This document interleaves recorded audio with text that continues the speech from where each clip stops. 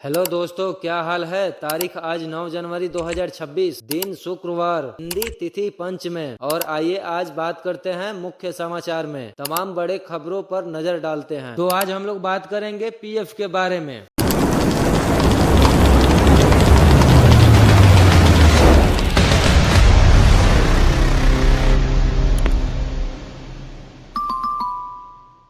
Supreme court का ऐतिहासिक फैसला, अब पीएफ का लिमिट 15,000 से बढ़कर होगी 25,000 तक।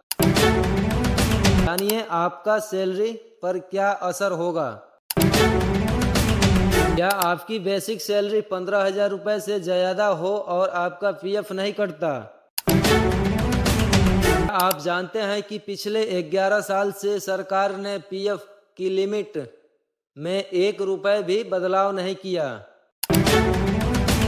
लेकिन अब सुप्रीम कोर्ट ने केंद्र सरकार को अल्टीमेट दे दिया है। कोर्ट ने कहा है बहुत हो गया इंतजार, अब फैसला लेना ही होगा।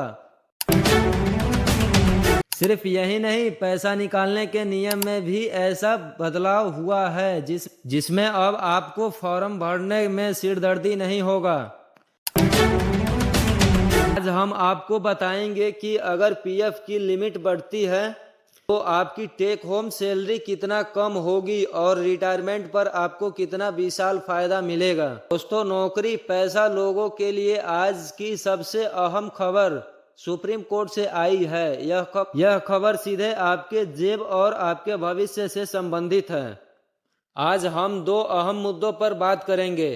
पहला, सुप्रीम कोर्ट का वेतन सीमा यानी वेज किलिंग बढ़ाने का आदेश, और दूसरा पीएफ निकालने के नियम में हुआ बदलाव।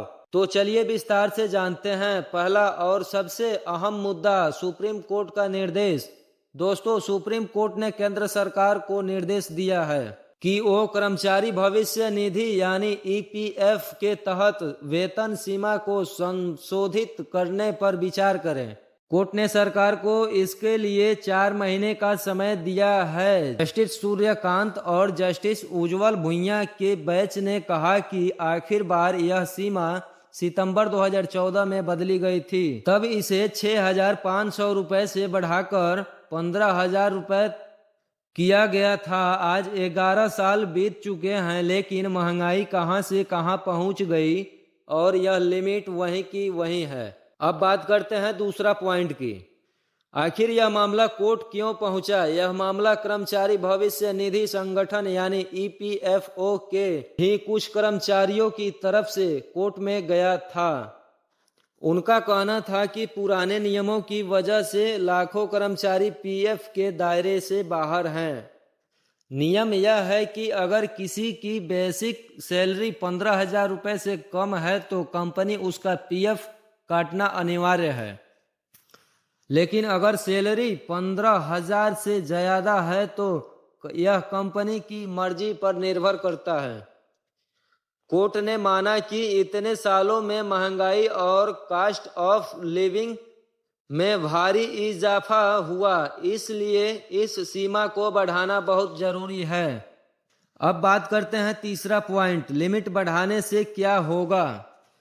दोस्तों, मीडिया रिपोर्टर्स और एक्सपर्ट्स का मानना है कि सरकार इस सीमा को 15,000 से बढ़ाकर 21 या 25,000 रुपए कर सकती है। अगर ऐसा होता है तो लाखों नए कर्मचारी पीएफ के दायरे में आ जाएंगे। इसका मतलब है कि उन्हें सोशल सिक्योरिटी मिलेगी, रिटायरमेंट के बाद पेंशन मिलेगी और एक मुश्त रकम भी मिलेगी। अब बात करते हैं चौथा पॉइंट का, आपकी जेब पर क्या असर होगा। दोस्तों, यह समझना सबसे जरूरी है। अगर सरकार लिमिट बढ़ाती है तो इसका सीधा असर आपकी इन हैंड सैलरी पर होगा। मान लीजिए आपकी बेसिक सैलरी 20,000 रुपए है।